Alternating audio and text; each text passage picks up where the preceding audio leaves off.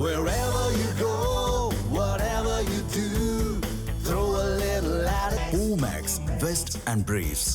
முக்கிய செய்தி. கரூர் சம்பவம் தொடர்பாக விஜயன் வியூக வகுப்பாளர் ஜான் ஆரோக்கியசாமியிடம் சிபிஐ விசாரிக்க உள்ளதாக தகவல் வெளியாகி இருக்கிறது. சிபிஐயின் அடுத்த கட்ட நகர்வில் இது தெரிவிக்கப்பட்டிருக்கிறது.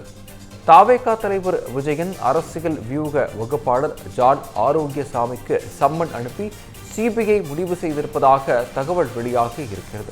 இது குறித்த கூடுதல் விவரங்களை வழங்க இணைகிறார் எமது தலைமை செய்தியாளர் விக்னேஷ். விக்னேஷ், விவரங்களை வழங்கலாம். விக்னேஷ், வணக்கம். கடந்த ஆண்டு செப்டம்பர் மாதம் கரூரில் தாவேகா தலைவர் விஜய் தலைமையில் நடைபெற்ற அந்த மக்கள் சந்திப்பு நிகழ்வில் ஏற்பட்ட கூட்ட நெரிசலால் 41 பேர், குழந்தைகள், பெண்கள் உட்பட 41 பேர் உயிரிழந்திருக்கிறார்கள்.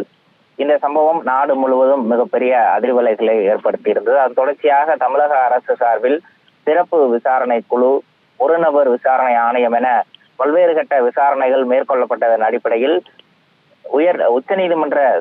உச்சநீதிமன்றத்தில் தொடரப்பட்ட வழக்கு ஒன்றில் சிபிஐ விசாரணைக்கு மாற்றி உச்சநீதிமன்றம் தீர்ப்பு வழங்கியது. அதன் அடிப்படையில் சிபிஐ அதிகாரிகள் கடந்த 2 மாதங்களுக்கு மேலாக கரூருக்கே நேரடியாக வருகை தந்து இந்த சம்பவத்தால் பாதிக்கப்பட்ட நபர்கள், உயிரிழந்தவர்களுடைய குடும்பத்தினர், அந்த சந்திப்பு நிகழ்வு நடந்த இடம் உள்ளிட்ட பல்வேறு கட்ட ஆலோசனைகளை நடத்தி முடித்திருக்கிறார்கள். அதன் அடிப்படையில் தமிழக வெற்றி கழகத்தினுடைய கரூர் மாவட்ட செயலாளர், அதே போல கட்சியினுடைய பொதுச் செயலாளர் புஷி ஆனந்த், மற்றொரு பொதுச் செயலாளராக இருக்கக்கூடிய ஆதவர்ஜனா உள்ளிட்டோரை விசாரணை அடிப்படையில் அடுத்த கட்டமாக விஜயிடம் இதுவரை 3 முறை விசாரணையை நடத்தியிருக்கிறார்கள் சிபிஐ அதிகாரிகள்.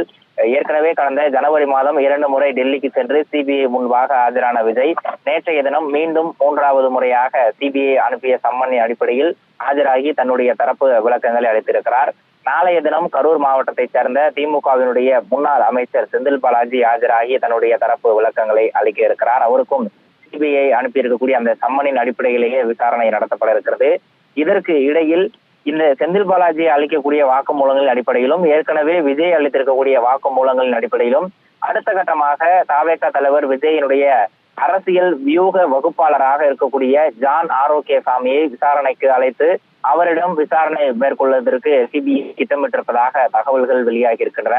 பொதுவாக தாவேகா தலைவர் விஜயனுடைய பயண திட்டங்கள், அவருடைய மக்கள் சந்திப்பு நிகழ்வுகள், பிரச்சாரங்கள், அந்த தேர்தல் தொடர்பான பணிகள் என அனைத்து வியூகங்களையும் ஜான் ஆரோக்கியசாமியை வகுத்து கொண்டிருக்கிறார். அதன் அடிப்படையிலேயே அவருக்கு சம்மன் அனுப்பி விசாரணை மேற்கொண்டால் அதில் இருக்கக்கூடிய உண்மைகள் வெளிவரும் என்ற ஒரு எண்ணத்தின் அடிப்படையில் அவருக்கு சிபிஐ சம்மன் அனுப்ப திட்டமிட்டிருப்பதாக தகவல் கிடைக்கப்பட்டிருக்கிறது.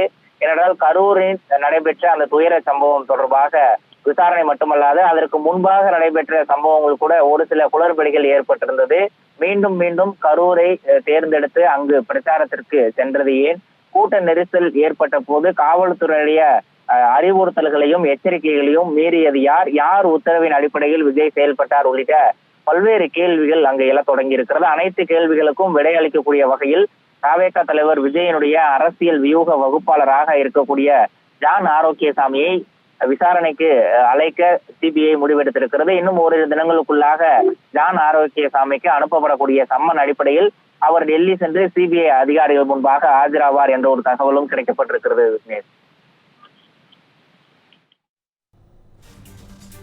விவரங்களை வழங்கியமைக்கு நன்றி விக்னேஷ்.